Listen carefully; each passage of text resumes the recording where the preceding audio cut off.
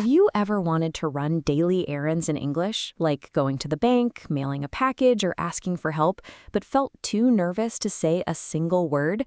You arrive at the counter, your heart beats fast, and you forget every word you practiced? If that sounds like you, take a deep breath.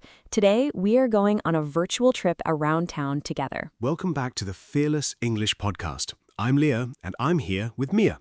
Today, we're going to walk you through daily errands in English so you can speak with confidence at the bank, store, or post office. Before we begin, please like this video, subscribe to our channel, and hit the notification bell. It helps our community grow so much. Today is totally interactive. Here's our rhythm. I'll set a real-life scene, ask a question, and ask you to pause the video and answer aloud. Then you'll listen to Leo's answer and repeat after us. Ready? Let's step outside. Mia, I love going for walks, but when I see new words on signs or talk about my neighborhood in English, I get stuck. What is the first thing we notice when we walk around town? Let's start with our neighborhood vocabulary. When you walk down a street, you see places where people park their cars. Some houses have a private road in front called a driveway. Other streets allow street parking, where cars park right along the sidewalk. Oh, street parking. That's super common in busy downtown areas. Exactly. Now imagine you are walking with a friend in your neighborhood. You want to describe a house that looks very unique, colorful, and creative. You can say it looks eclectic. Eclectic. That means unique and interesting. Yes, let's practice. Imagine your friend asks, "How would you describe that colorful house with all the wind chimes?" What would you say? Pause the video right now. Say your answer out loud. Now let's listen to Leo's answer. I'd say it looks very eclectic and fun. Perfect. Now it's your turn. Repeat after Leo. It looks very eclectic and fun. Fantastic job! You just learned a great descriptive word. Mia, what do native speakers call those little daily chores we do around town, like going to the bank or dropping off packages? We call them errands, and when we do those chores, we say we are running errands. Running errands. So I'm not actually running a race with my feet. No, it just means going out to complete daily tasks. Let's practice our first errand. Imagine you are dropping off old books at a neighborhood free book box. Your friend asks, "What are you doing today?" How do you answer using the word errands? Pause the video and try. Now let's listen to Leo's answer. I'd say, I'm running a few errands today. Excellent. Short, natural, and clear. Repeat after Leo. I'm running a few errands today. Wow, that sounds like something a native speaker says every weekend. It really is. Every phrase you practice out loud builds real speaking muscle memory. Okay, Mia, what's our second errand? Our second errand is donating items to a charity shop or thrift store. Sometimes we have old toys, clothes, or games we don't use anymore. We donate them so other people can use them. In America, people say one person's trash is another person's treasure. I love that expression. But what happens when you go to donate something and you aren't sure if the shop accepts it? You have to ask. How can we ask politely at a donation center? You can say, "Hi, do you accept items like this?" Let's practice this right now. Imagine you are carrying a box of games to a charity shop clerk. What do you say? Pause the video and speak out loud. Now let's listen to Leo's answer. I'd say, hi there, do you accept used games? Perfect. Friendly and direct. Repeat after Leo. Hi there, do you accept used games? That was wonderful. Don't worry if your pronunciation isn't perfect yet. Every attempt makes you better. What if the clerk says no? Like, sorry, we don't take that item here. What should I say? You can simply say, "No problem, thanks anyway." That's so polite and stress-free. Let's say it together. Repeat after me. No problem. Thanks anyway.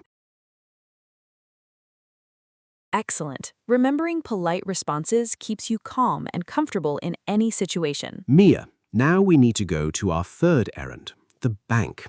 Going to the bank in English used to terrify me. The bank can feel intimidating, but in America, there's a super cool feature, the bank drive-through. You don't even have to get out of your car. You put your checks or documents inside a plastic tube, push a button, and air sucks the tube up into the building. That tube system is like magic. But what if you need to deposit a check into your checking account? What vocabulary do we need? To deposit means to put money into your bank account. A checking account is the main bank account you use for daily expenses. Let's try this in a real conversation. Imagine you drive up to the bank teller window. The teller says, "Good morning, how can I help you today?" How do you answer? Pause the video and say it out loud. Let's listen to how Leo answers the bank teller. I'd say, "Good morning. I'd like to deposit this check into my checking account, please." That was so smooth, Leo. Now practice repeating after Leo. I'd like to deposit this check, please. Amazing job. You are speaking clear, functional English for daily life. Mia, what if the bank teller speaks too fast? Or what if they ask a question with words I don't know? This happens all the time. Never panic. Bank tellers are there to help you. Just ask them to slow down or repeat gently. What is a good phrase for that? You can say, "Could you say that a little slower, please?" Let's practice this right now. Imagine someone at the bank is speaking very fast. Pause the video and ask them to speak slower. Let's hear how you say it. Sorry, could you say that a little slower, please? Wonderful. Now repeat after Leo. Sorry, could you say that a little slower, please? Look at how confident you sound. Native speakers appreciate when you ask politely. It makes communication so much easier. Mia, what is our final errand for today? Our final errand is going to the post office to mail a gift or package. Ah, the post office. What do we say when we want to send a gift to a friend or coworker? You can say, "I'd like to send this package to my friend, please." Let's try this scenario. Imagine you walk up to the post office counter with a small box of chocolates for a birthday gift. The clerk asks, "Next in line, please. How can I help you?" What do you say? Pause the video and answer out loud. Let's hear Leo's post office answer. I'd say, "Hi, I'd like to send this package, please." Spot on. Now repeat after Leo. Hi, I'd like to send this package, please.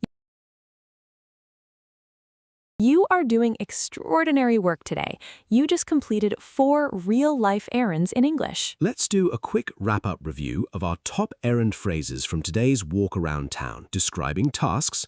I'm running a few errands today. At the charity shop, do you accept items like this? At the bank drive-thru, I'd like to deposit this check, please, asking for help. Could you say that a little slower, please? At the post office, I'd like to send this package, please. Give yourself a huge round of applause. Every single phrase you practiced today makes you more natural and fearless in real-life English. Mia, we have a question for our fearless listeners. Yes, Leo, what is that? What is your favorite errand to run around town, or which errand do you dislike the most? Let us know in the comments below. Mia and I read and reply to all of your messages. Don't forget to like this video, subscribe to our channel, and share this episode with a friend who is learning English. Keep practicing, keep speaking out loud, and remember, English isn't about being perfect, it's about being fearless. See you in the next episode. Bye-bye, everyone. Be fearless.